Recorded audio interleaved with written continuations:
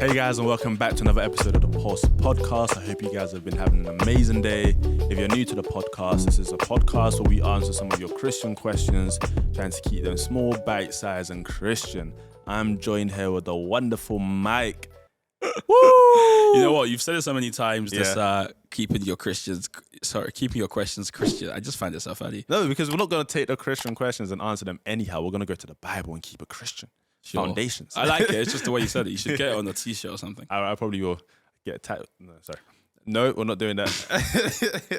In today's episode, we've got a nice question, which is just like a nice segue from some of the other questions we've asked in the past. So please do make sure to check out some of our old episodes in this series.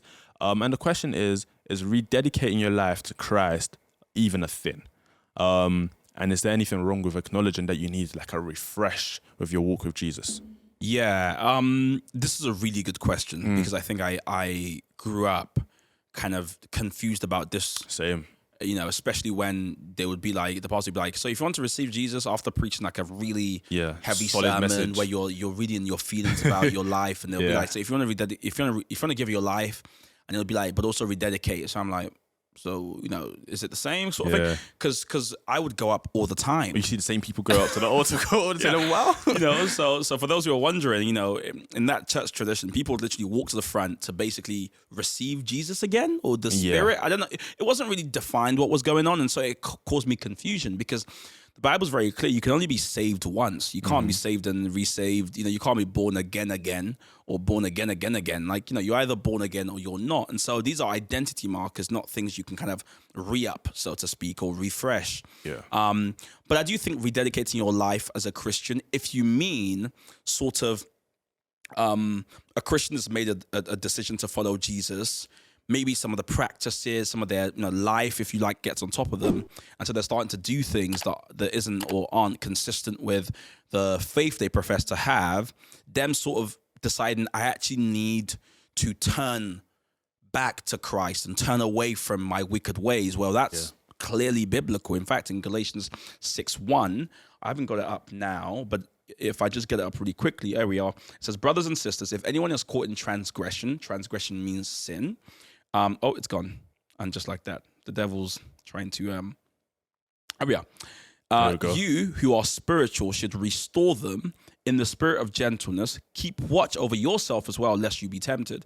Making a case that it's very, very easy for a believer to sin. And for them to say, oh, you know what, I need to kind of rededicate my life. Nothing wrong with that. But I think when we turn sinning or having a bad week into a need to sort of be resaved or whatever, that's where the issue is, because part of Christian maturing, again, Romans 12:1-2 makes it clear, it's this continual renewal of your mind, this continual turning away from sin and walking towards righteousness, as it were. You know, that's what the Christian race is meant to look like. So I don't want someone listening to this to think if they're going through a bad spell, it means they're not saved anymore and they need to be resaved. Or to think I need to wait till next church service to rededicate my life. Wherever you are, there and then, you can pray, you can repent, and you can choose to do the right thing.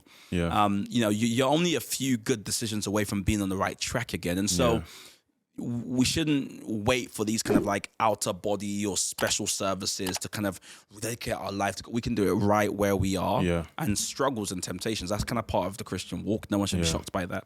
Yeah, and I often wonder if some people, or kind of like me, in those days where you go back to the altar all the time, it's almost as if you've gotten Jesus wrong. You believe he's left you just because you've sinned, but you don't know that he actually wants to draw closer to you even in those moments as well. I think that's a reminder for all of us as well. But yeah, that's just a nice short answer to your question. And I hope if you guys have enjoyed that, you comment down below, let us know what you thought about the episode. You share it with your friends, share it with your family, and just let us know what you think. Any more questions that you have, please leave it in the comments down below. Make sure you tag us on all social media platforms. Give us a like I said, subscribe, and we'll see you in the next one. See ya.